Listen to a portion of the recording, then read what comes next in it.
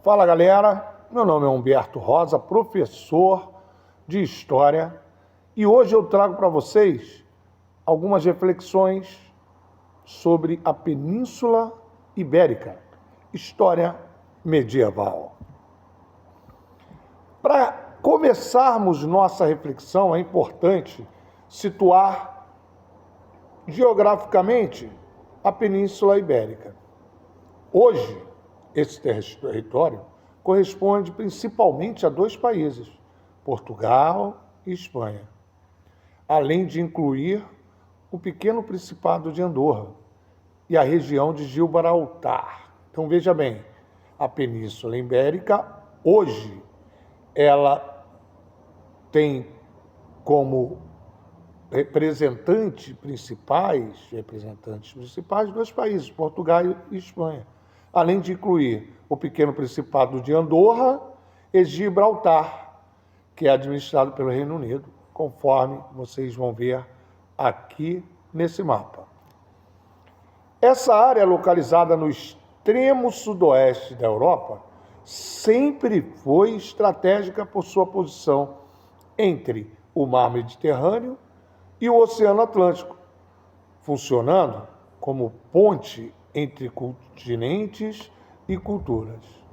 A ocupação desse lugar, a ocupação muçulmana da Península Ibérica se iniciou por volta lá do século VIII, mais precisamente em 711, quando tropas árabes e berberes atravessaram o Estreito de Gibraltar e derrotaram os visigodos na famosa Batalha de Guadalete. Como vocês sabem, a força era um método usado para se conquistar territórios. Cercavam os territórios e obrigavam a se entregar. Caso não se entregassem, havia guerra e eles dominavam o território, e assim a ocupação muçulmana ocorreu nessa famosa Batalha de Guadalete. Esse evento marcou o início do domínio islâmico sobre grande parte da região, que passou a ser chamada de Al-Andalus.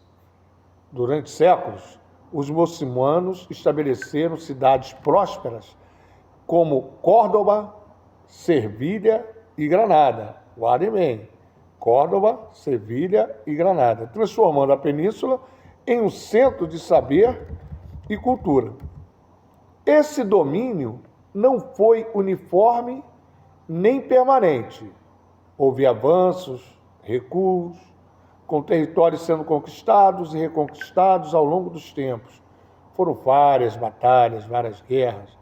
O processo de retomada cristã desse território, conhecido como a Reconquista, foi esse processo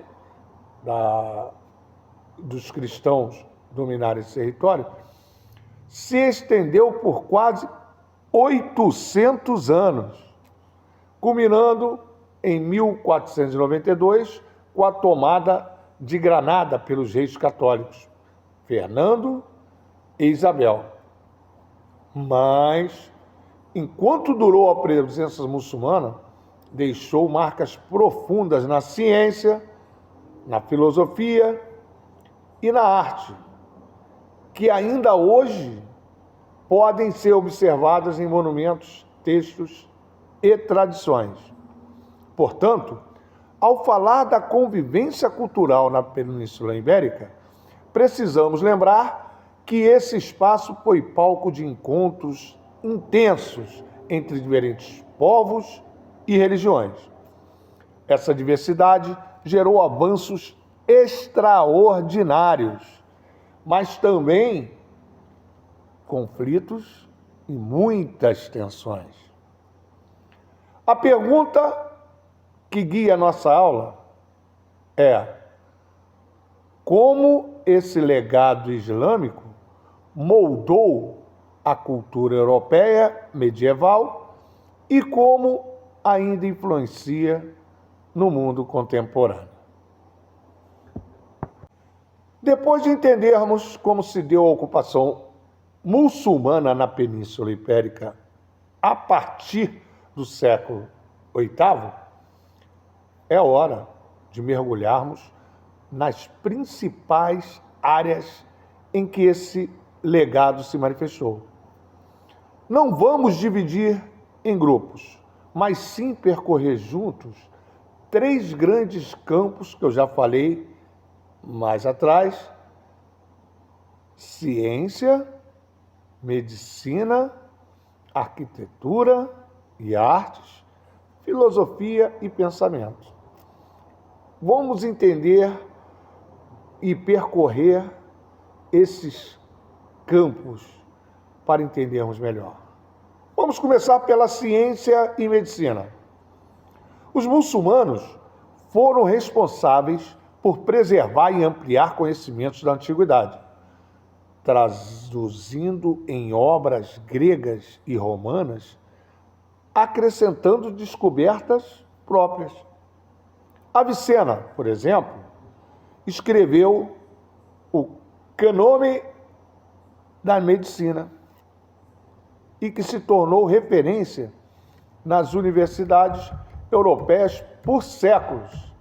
Além disso, nós temos astrônomos como Al-Zarqali, que desenvolveu instrumentos de observação e cálculos que influenciaram diretamente o avanço da astronomia medieval.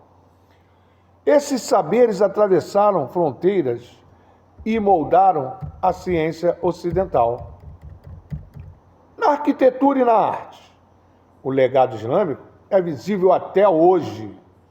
Podemos ver nessas obras que estão aqui, que até hoje estão lá. Até hoje, esse legado islâmico é visível. A Alhambra, em Granada, e a Mesquita de Córdoba, que eu já falei, estão exemplificados aqui, são exemplos de sofisticação estética mourisca,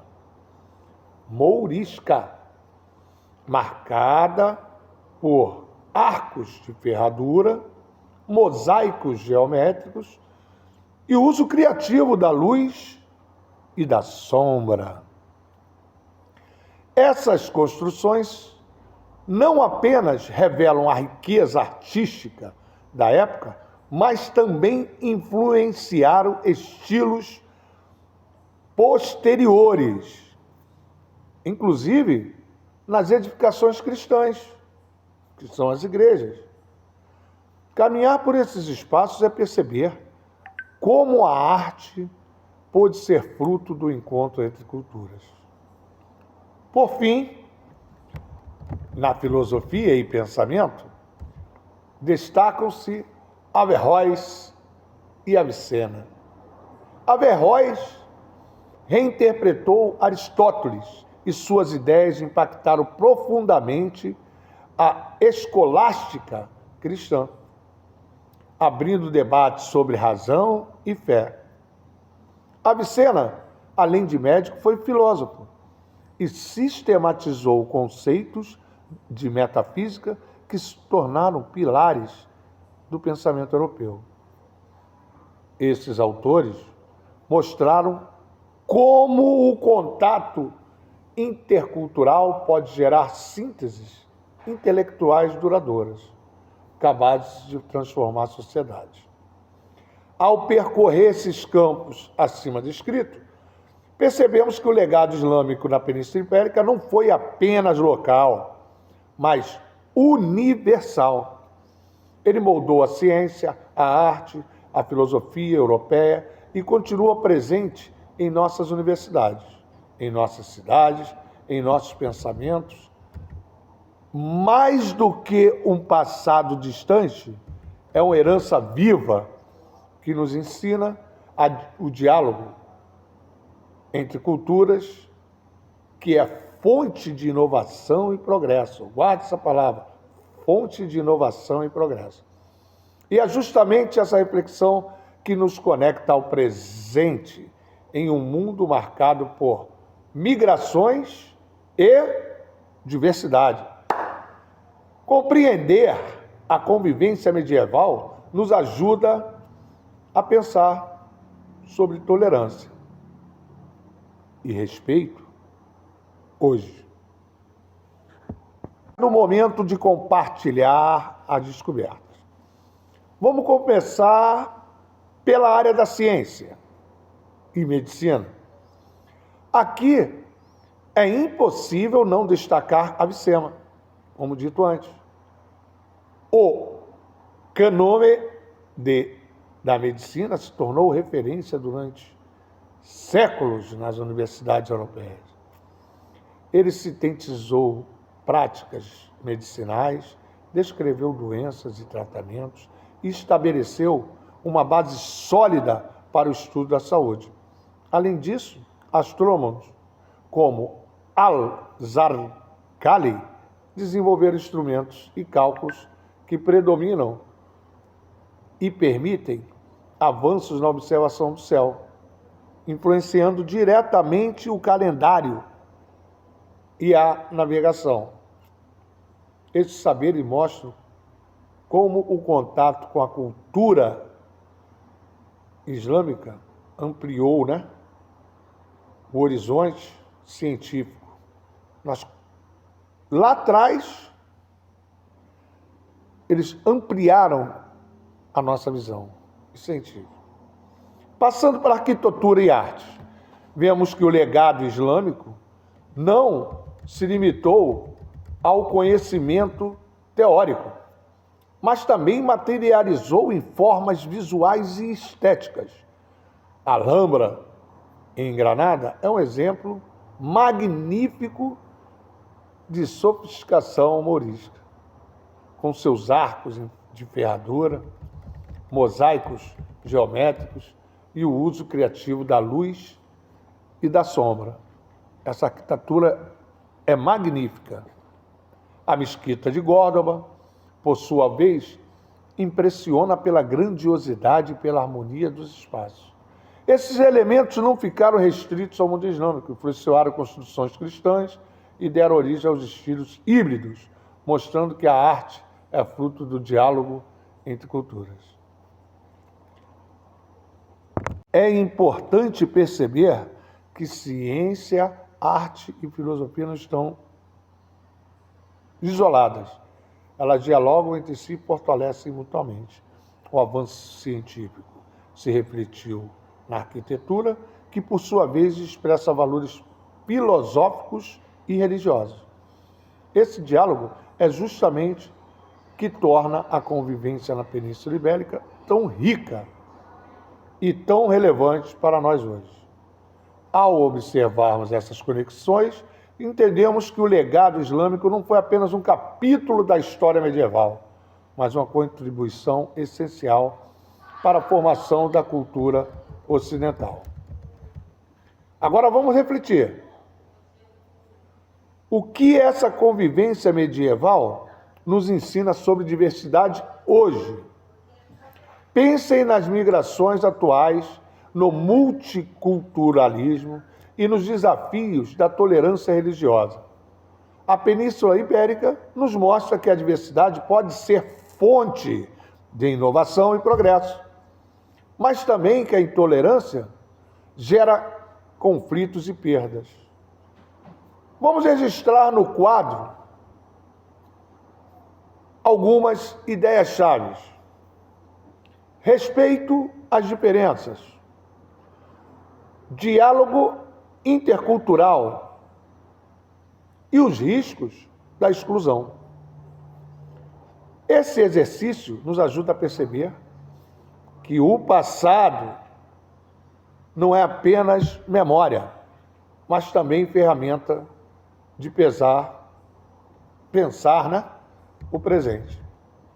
Para concluir, vimos que o legado islâmico da Península Ibérica deixou marcas profundas na ciência, na filosofia e na arte. Esse legado continua vivo em nossa universidade, em nossas cidades e em nosso pensamento. A convivência medieval, com suas luzes e sombras, nos ensina que a diversidade, quando respeitada, é fonte de inovação e progresso. Já a intolerância, ontem e hoje, é um obstáculo à humanidade. Fiquem com essa frase: a diversidade é fonte de inovação. A intolerância é obstáculo ao progresso. Muito obrigado por assistir essa aula. Espero retornar outras vezes. Um abraço.